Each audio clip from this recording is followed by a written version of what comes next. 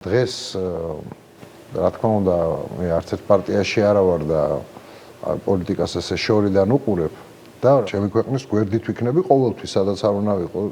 და ვთვლი რომ დღესაც ვაკეთებ რაღაცას იმისთვის რაც შემიძლია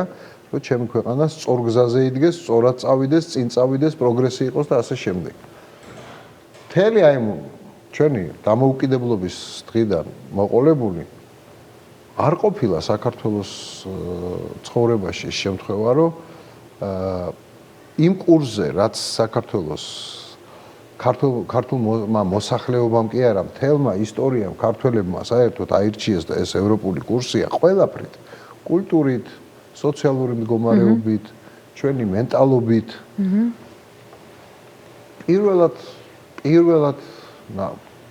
ნახე ჩემ ცხოვრებაში, რომ